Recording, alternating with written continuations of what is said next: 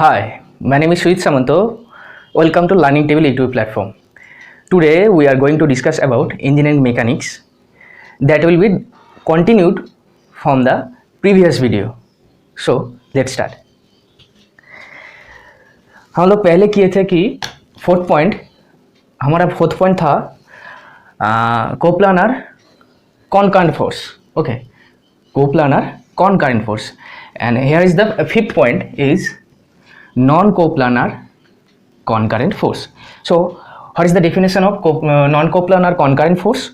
The forces which meet at one point, the forces which meet at one point but their lines of action do not lie on a same plane. So here is the example of non-coplanar concurrent force. Here is the three forces and acting at a same point, acting at a one point, and their lines of action do not lie on a same plane. This type of forces is known as non-coplanar concurrent forces. Okay, sixth number is non-coplanar non-concurrent forces. So what is the definition of non-coplanar non-concurrent forces? Here is the definition: the forces which do not meet at one point. The forces, here's the diagram. We can see the diagram. Here is the representation of non-coplanar non-concurrent forces. Here is the it says that the forces which do not meet at one point. Here is a different point, P1, P2, P3. Here is a different point of action. Okay, so do not meet at one point and their lines of action do not lie on the same plane. Here is the lines of action. Here is the plane A, plane B, plane C. So here there are the different plane, okay, and different lines of action. So the forces do not meet at one point and their lines of actions do not lie on the same plane are called non-coplanar non-concurrent forces. So next is seventh point is collinear forces. So we have to know that what is the collinear force. What is the definition of collinear force? The forces, here is the definition: the forces whose lines of actions are the same. There are but their value of two different forces is also can different. Okay, but their lines of action have to be in same. So forces whose lines of action are the same are called collinear force. Here is the representation of collinear forces. Here is the lines of action O, and here is the lines of action in opposite direction P1 and P2. So collinear, what is the definition of collinear force? The forces whose lines of action are the same plane are called collinear force. Next one is pull force. What is the pull force? The pull force is the force. The pull is the force applied to a body at its front end to move the body in the direction of the force applied. So here is the representation of pull force. What is the definition? We can relate this definition and the diagram. The pull is the force applied to a body. Pull is the force applied to a body.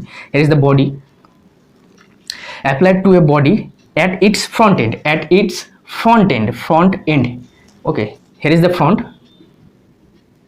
Here is the back. Front, back. Okay, so pull is the force applied to a body at its front end to move the body in the direction of the force applied. To move the body in the direction of the force applied. That force also called pull force. So next one is, what is the push force? Push is the force applied to a body. Push is the force applied to a body at its back end, in order to move the body in the direction of the force applied. Here is the representation of push force. So next one is action force. What is the action force? We have to know the definition of action force. And what is the action force? When a body having a weight body having a weight placed on a horizontal plane, the body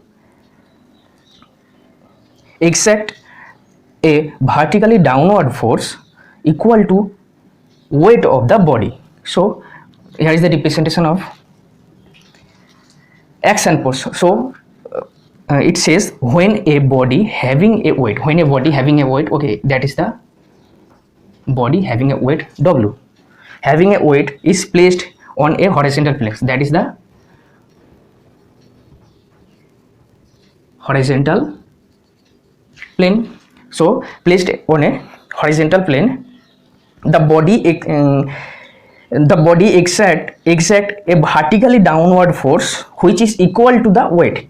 Here is the weight of the body and एक force क्या होता है equally down horizontal के ऊपर down towards एक force applied होता है जो फोर्स W और यानी कि वेट का इक्वल होता है. That downward force is also called action force. Okay, here is the weight and here is the force weight and that is the action force. So next one is reaction force. Okay, so we have to know the definition of reaction force. So what is the definition of reaction force? Vertically upward force acting on a body. Vertically upward force. Here is the diagram. That is the body. Here is the horizontal plane. Okay, so when a body is subjected to a horizontal plane, a vertically upward force acting,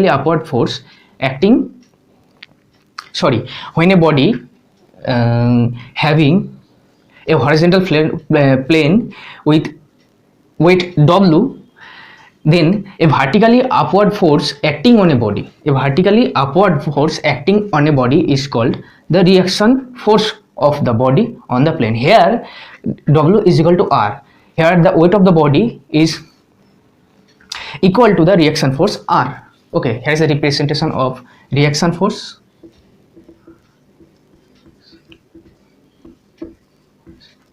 So we represent the reaction force as a symbol capital R. Next one is tension. What is the tension? Tension is the pull to which, so we have to relate the diagram and the definition. So tension is the pull. Here is the diagram. Tension, here is the T, it represents as a capital T. Tension is the pull to which a rope or wire or rod is subjected. Here is the rope. Here is the diagram. A rope hanging a body with the weight W, and here is the tension T in the opposite direction, and here is the fixed the rope is fixed on the fixed surface and the body which having a weight W. So here is the tension T, represent the capital T as a tension force. So here T is equal to W. Okay, T is equal to what the yani ki tension is equal to the weight of the body. So what is the tension? Tension is the pull to which a rope or wire or rod is subjected. Okay, the next one is thrust force. What is the thrust force? When a fixed surface is subjected to compressive load. Here is the fixed surface, that is also called the thrust wall, is subjected to a compressive load. When a fixed surface is subjected to a compressive load or compressive force, there is the P force is also indicate the compressive force. That force is also called the thrust on that body. When a body is subjected to a fixed wall and a compressive load is act on the body, this compressive force or this compressive load is also called the thrust on that surface. What is that surface? It's a thrust wall, against the thrust wall. And next is the external force. What is the definition of external force? When a force is applied externally. When a force is applied externally on a body, that force is also called external force. What is the definition of internal force? It is that force which is set up in a body to resist deformation of the body caused by the external force. When we subjected to a external force, then a internal resistance comes in the body, raise in the body, which resist the deformation of the body, that force is also called the internal force. So here is the different type of forces, and next one is component of force. There is the different type of different forces. We have to find this, that what is the component force and how can I write this value of component force. Okay, so next one is component of a force. Here is the diagram. In vertical one is vertical force acting on at a point O, and same point acting at a point vertically, acting on a point O, and one force is horizontally acting on it horizontally, and another force acting on vertically. Horizontal force is also called the F suffix x, and vertical force we call the force Fy. So their resultant, we know that their resultant will be the parallelogram of two forces, that is the R. Okay, R is represented as a resultant force. Here the two force Fx and Fy and their resultant force R. Okay, so we have to find out the component of these forces. What is the component of these forces? What is the value of Fx? What is the value of Fy? So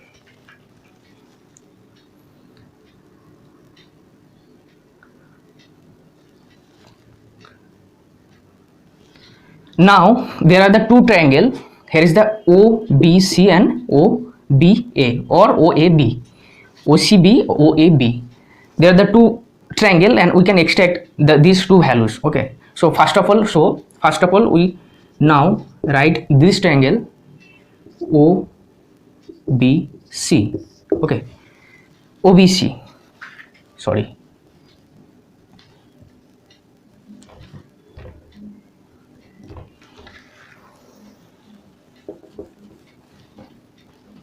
So from triangle OBC,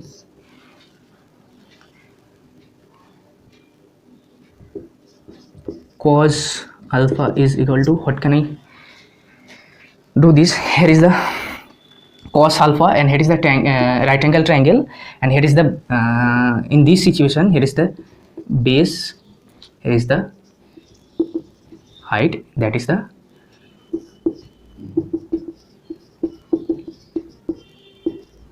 hypotenuse. Okay, so cos alpha, here will be the cos alpha is equal to base by hypotenuse. So what is the value of base? Base is Fx and hypotenuse is the R. So we can write this Fx is equal to R cos alpha.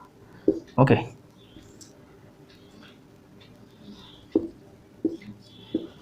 R cos alpha. So what is the this is the component of resultant force. This is the component of resultant force in horizontal direction. Okay, and that is the Fx, and that value we can find, this value is R cos alpha. Okay, and next again from triangle OAB, that is sin alpha is equal to, here is the base, that is the height, and that is the hypotenuse. Hypotenuse is the same in both triangle. So we can say that sin alpha is equal to height by hypotenuse. Height is the value of height is Fy, and hypotenuse is the R. So Fy is equal to R sine alpha. Here is the value of Fy. Okay, so here is the component of resultant force in vertical direction, that is the Fy, and we can find the value of Fy is equal to R sine alpha. Okay, we have to remember that one things, that cos component is also include to that force that forces makes an angle alpha. Okay, always here is the as an example we can write this force and makes an angle alpha, and that horizontal component force which also include in cos component. Okay, that is fixed cos component. Okay, next one is Lami's theory. So first of all we have to know the what is Lami's theorem. Lami's theorem states that if three coplanar forces in previous video we will discuss on in previous video we are discussed about coplanar forces. So we have to know the what is the coplanar force. Coplanar force is that force which lines of action acting on a same plane. So if three coplanar forces acting at a point, here is the point O. Okay, so if three coplanar forces acting at a point B in equilibrium, again we can we discussed in what is equilibrium condition, what is the equilibrium, and what is the equilibrium condition.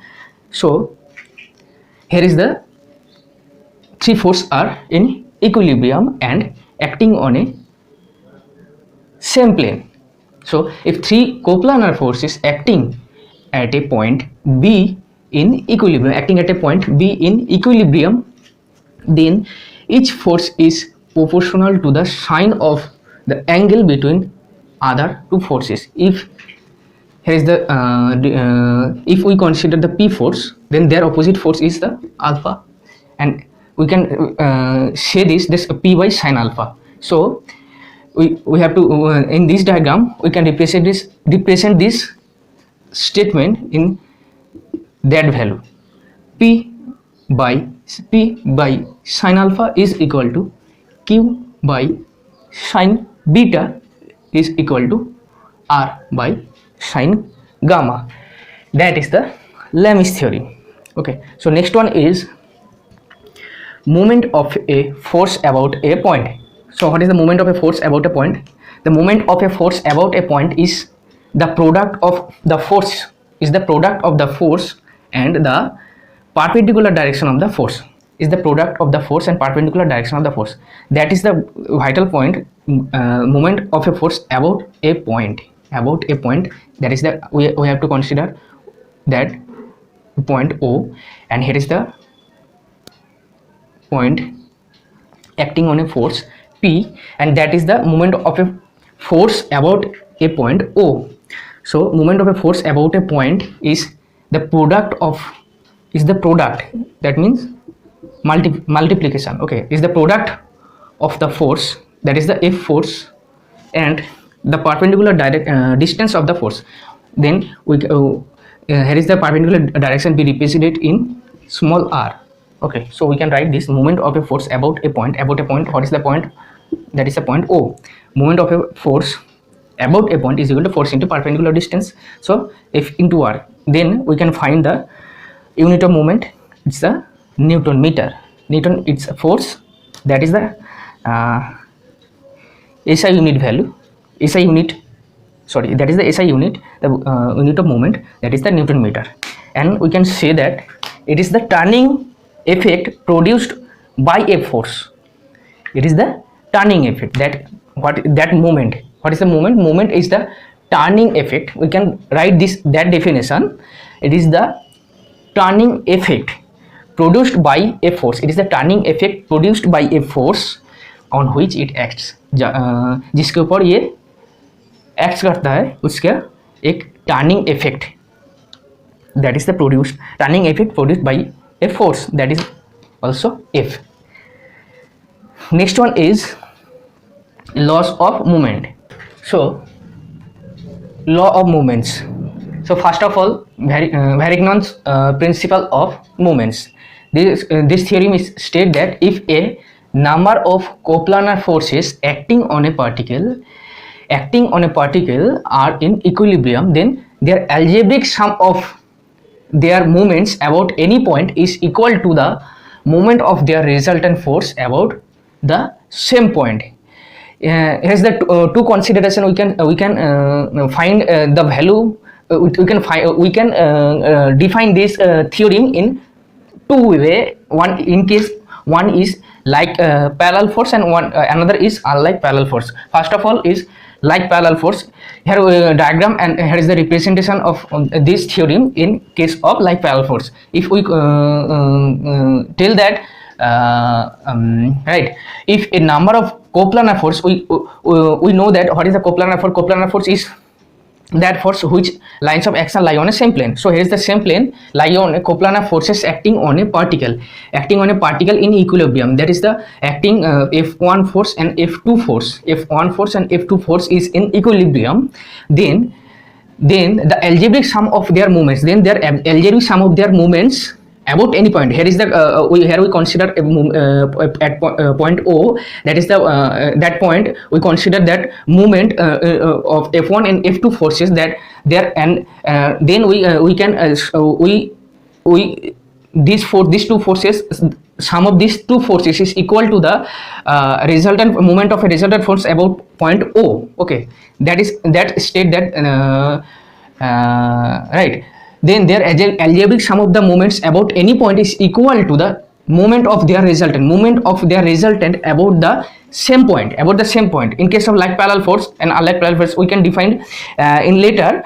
First of all, we know that we have to know that, like, what is the in case of like parallel force, what is the value of and representation of this like parallel forces, that is the point O, and like parallel force is the these forces are in same direction. Okay, this force acting on a same direction, that is the like parallel force in the same direction. And we always consider that in this case, in all these case, we consider that rule, that is the when we consider the moment and we find the value of the moment, always the action of forces, the sign conversion of action of forces is right anti-clockwise.